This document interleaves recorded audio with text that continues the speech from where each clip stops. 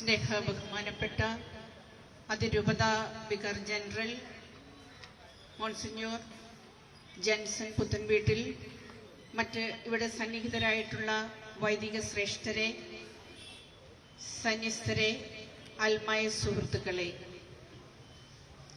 വിശുദ്ധ യൗസേപ്പ് പിതാവിന്റെ ഈ നടയിൽ നിന്ന് നാം വലതുഭാഗത്തേക്ക് നോക്കുമ്പോൾ ഇവിടെ അച്ഛൻ സൂചിപ്പിച്ചതുപോലെ നൂറ്റാണ്ടുകളുടെ പഴക്കമുള്ള ക്രിസ്ത്യൻ കോളേജ്, ഇടതുഭാഗത്ത് നൂറ്റാണ്ടുകളുടെ പഴക്കമുള്ള പ്രോവിഡൻസ് സ്കൂൾ, അല്പം ഒന്ന് തല ഉയർത്തി പിന്നോട്ട് നോക്കിയാൽ അതേ പഴക്കം, അതിലും പഴക്കമുള്ള BM സ്കൂൾ, അവിടെ ഇംഗ്ലീഷ് ചർച്ച്. ഞാൻ എന്തിനാണിത് പറഞ്ഞതെന്ന് ചോദിച്ചാൽ, പലരും ഈ ദിവസങ്ങളിൽ ദുഷ്ടലാക്കോടെ ചോദിക്കുന്ന ഒരു ചോദ്യമാണ്, മിഷനറികൾ ഇവിടെ എന്താണ് ചെയ്തത്? മിഷനറികൾ ഇവിടെ ചെയ്തതിന്റെ ചരിത്ര സ്മാരകങ്ങളാണ് ഈ സ്ഥാപനങ്ങൾ. അതിലൂടെ വിദ്യ നൽകിക്കൊണ്ട് മനുഷ്യരെ, സാധാരണ മനുഷ്യരെ, പാർശ്വവൽക്കരിച്ചിരുന്നവരെ ഉയർത്തിക്കൊണ്ടുവന്ന് മുഖ്യധാര ജീവിതത്തിലേക്ക് കൊണ്ടുവന്ന് അവരെ മനുഷ്യർ ആണ് എന്ന് വിളിക്കാനും അവരുടെ മനുഷ്യത്വം തിരിച്ചറിയാനും അവരുടെ അധികാരങ്ങളും അവകാശങ്ങളും കണ്ടെത്താനും അവരെ പഠിപ്പിക്കുകയായിരുന്നു മിഷണറിമാരിവിടെ. കഴിഞ്ഞ ദിവസം ഛത്തീസ്ഗഡ് റെയിൽവേ സ്റ്റേഷനിൽ നടന്ന രംഗങ്ങൾ കണ്ടപ്പോൾ മനസ്സ് വല്ലാതെ ഉലഞ്ഞുപോയി. വളരെ സിമ്പിളായിട്ട് പരിഹരിക്കാമായിരുന്ന ഒരു പ്രശ്നമായിരുന്നു അത്. നമ്മുടെ മുമ്പിൽ നിരത്തുന്ന പ്രശ്നം ഇതാണ്: അവരുടെ കയ്യിൽ മതിയായ യാത്രാരേഖകളില്ല, പ്ലാറ്റ്ഫോം ടിക്കറ്റ് ഇല്ല എന്നുള്ളതാണ്. പ്ലാറ്റ്ഫോം ടിക്കറ്റ് ഇല്ലാതെ വരുമ്പോൾ നമ്മുടെ നാട്ടിൽ സ്വീകരിക്കുന്ന നടപടികൾ എന്താണ്? ഒന്നുകിലോ 250 രൂപ ഫൈൻ അടപ്പിക്കുക, അല്ലെങ്കിൽ അവരെവിടെ നിന്ന് യാത്ര ചെയ്തുവോ അവിടെ മുതൽ ഇവിടം വരെയുള്ള ട്രെയിനിന്റെ ചാർജ് ഈടാക്കുക. അത് റെയിൽവേയെ അറിയിക്കുക. റെയിൽവേയെ അറിയിക്കുന്നതിന് പകരം ഇത് ബജ്റംഗദളിനെയാണ് അറിയിച്ചത്. പിന്നീട് അവിടെ നടന്നത് നമുക്ക് ചിന്തിക്കാൻ സാധിക്കാത്ത തരത്തിലുള്ള ചില പെരുമാറ്റങ്ങളാണ്. ജ്യോതി ശർമ്മ എന്ന് പറയുന്ന സ്ത്രീ, അവിടെയുണ്ടായിരുന്ന സിസ്റ്റേഴ്സിനെയും കുട്ടികളെയും അവരോടൊപ്പം യാത്ര ചെയ്തിരുന്ന ആ പുരുഷനെയും അവരിങ്ങനെയാണ് ഹിന്ദിയിൽ പറയുന്നത്: ഞാൻ നിന്റെ മുഖത്തടിക്കും, നീ പറഞ്ഞോ, ഇത് മനുഷ്യക്കടത്താണ്, മതം മാറ്റത്തിന്റെ ഭാഗമാണ്. മറ്റൊന്ന് അവർ പറഞ്ഞത് ഐ വിൽ സ്മാഷ് യു എന്ന് പറഞ്ഞാൽ നിന്നെ ഞാൻ ഇടിച്ച് ചമ്മന്തിയാക്കി കളയും. കിടന്നിങ്ങനെ കോമരം പോലെ തുള്ളുകയാണ്. പാവം ഒരു പെൺകുട്ടി ഇതൊക്കെ കണ്ടപ്പോ അത് പേടിച്ച് പറഞ്ഞു പോയി, എനിക്കൊന്നും അറിയില്ല. അതാണ് പിന്നീട് പറഞ്ഞത് അവളുടെ അനുവാദം കൂടാതെയാണ് ഈ യാത്രയിലേക്ക് നയിച്ചതെന്ന്. പക്ഷേ മറ്റൊരു കാര്യം നമ്മൾ ശ്രദ്ധിച്ചു.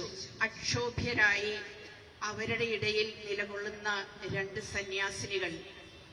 എനിക്ക് അവരുടെ മുഖം കണ്ടപ്പോൾ ഇങ്ങനെയാണ് എന്റെ മനസ്സിലേക്ക് ഒരു ചിന്ത വന്നത്: എന്റെ സഹായം എവിടെ നിന്ന് വരും? കർത്താവിൽ നിന്ന് വരും. ദൈവത്തിൽ പൂർണ്ണമായും അവരെ അർപ്പിച്ചതുകൊണ്ട് ഈ ചുറ്റുപാട് നടന്ന കോലാഹലങ്ങളൊന്നും അവരുടെ മനസ്സിനെ അലട്ടിയില്ല. ഇത് തന്നെയാണ് ഇന്ന് നമ്മളും സ്വാംശീകരിക്കേണ്ട ഒരു വസ്തുത. ഇതൊക്കെ ഓരോ ടെസ്റ്റ് ഡോസുകളാണ്. ഇന്ത്യയിൽ കുറെ കാലമായി ടെസ്റ്റ് ഡോസ് തന്ന് നമ്മളെ പരീക്ഷിച്ചുകൊണ്ടിരിക്കുന്നു. അതിന്റെ ഇരകളായവരാണ് നമ്മൾ, അറിഞ്ഞവരും അറിയാത്തവരുമുണ്ട്. ഗ്രഹാം സ്റ്റെയിൻ, ഒന്നും അറിയാത്ത 2 പിഞ്ചു കുഞ്ഞുങ്ങൾ, റാണി മരിയ, ഫാദർ സ്റ്റാൻ സ്വാമി, ഇങ്ങനെ ആ ലിസ്റ്റ് നമുക്കറിയാം. ഇതൊക്കെ വന്നപ്പോഴും കാര്യമായിട്ട് നമുക്ക് മനസ്സിലാകാതിരുന്നത് കൊണ്ടോ, നമ്മള് ക്ഷമ പോലെയുള്ള വലിയ പുണ്യം പ്രാക്ടീസ് ചെയ്തത് കൊണ്ടോ, ഇനിയും പ്രകോപനങ്ങൾ ഉണ്ടാക്കിയാൽ ഒരുപക്ഷെ ക്രിസ്ത്യാനികളെ ഒതുക്കാൻ സാധിക്കും എന്നൊരു ധാരണ ഇങ്ങനെയുള്ളവരുടെ മനസ്സിലേക്ക് കടന്നുകൂടിയിട്ടുണ്ട്. പക്ഷേ വിശ്വാസികളുടെ രക്തം കൊണ്ട് പശ പിടിച്ച മണ്ണിലൂടെയാണ് ഓരോ ക്രൈസ്തവനും നടന്നു കയറിയിട്ടുള്ളത്. ഇത്തരത്തിലുള്ള യാതൊരു പ്രകോപനവും കൊണ്ട് നമ്മുടെ വിശ്വാസത്തെ ശമിപ്പിക്കാനോ നാം ലക്ഷ്യം വെച്ചുകൊണ്ടിരിക്കുന്ന പ്രേക്ഷിത പ്രവർത്തനങ്ങളെ തടയാനോ സാധിക്കുകയില്ല. കാരണം ഇത് ഓരോ വിശ്വാസിയും കർത്താവിന് കൊടുത്ത വാക്കാണ്. പ്രത്യേകിച്ച് സന്യാസിനികള് കർത്താവിന് കൊടുത്ത വാക്കാണ്: ഞാൻ നിന്നെ അനുകരിക്കും, നിനക്ക് വേണ്ടി ഈ പാവപ്പെട്ടവരെ ഉദ്ധരിക്കും, നിന്റെ വഴിയിലൂടെ ഞാൻ സഞ്ചരിക്കും എന്നുള്ളത്. കഴിഞ്ഞ ഓരോ ദിവസവും എനിക്ക് തോന്നുന്നത് ഓരോ സിസ്റ്ററും സിസ്റ്റർ വന്ദനയായിട്ടും സിസ്റ്റർ പ്രീതിയായിട്ടും ഒക്കെ മനസ്സുകൊണ്ട് രൂപാന്തരപ്പെടുകയായിരുന്നു. ആ വേദനയിലൂടെ കടന്നു പോവുകയായിരുന്നു. ഇപ്പോ ജാമ്യം അനുവദിച്ചുവെന്ന് കേട്ടപ്പോൾ അതൊരു വലിയ സന്തോഷത്തിനുള്ള വകയായിട്ടൊന്നും എനിക്ക് തോന്നുന്നില്ല. സാധാരണ ഈ ഹിംസ്ര മൃഗങ്ങളൊക്കെ മുന്നോട്ടൊന്ന് ചാടാൻ വേണ്ടി പിന്നോട്ടൊന്ന് ആഞ്ഞു നിൽക്കും. അങ്ങനെയുള്ള ഒരു ആയലായിട്ട് മാത്രമേ ഞാൻ അതിനെ കാണുന്നുള്ളൂ. കാരണം FIR-ൽ വേണ്ടാത്ത കാര്യങ്ങളെല്ലാം എഴുതി പിടിപ്പിച്ചിട്ടുണ്ട്. അതൊന്നും തിരുത്താൻ തയ്യാറല്ല. ഇപ്പോഴും എങ്ങനെ കൂടുതൽ ദുർഘടമായി ഈ വസ്തുത കൊണ്ടുപോകാം എന്നുള്ള ചർച്ചയിലാണ് എല്ലാവരും ഏർപ്പെട്ടുകൊണ്ടിരിക്കുന്നത്. അതുകൊണ്ട് നമ്മുടെ ആയുധം പ്രാർത്ഥനയാണ്. പ്രാർത്ഥനയ്ക്ക് മാറ്റാൻ സാധിക്കാത്തതായി ഒന്നുമില്ല. ശക്തമായ പ്രാർത്ഥനയിലൂടെ നമുക്ക് മുന്നേറാം. ഇവർക്ക് ഐക്യദാർഢ്യം പ്രകടിപ്പിക്കാം. ഇത്രയും പറഞ്ഞുകൊണ്ട് എന്റെ വാക്കുകൾ അവസാനിപ്പിക്കുന്നു.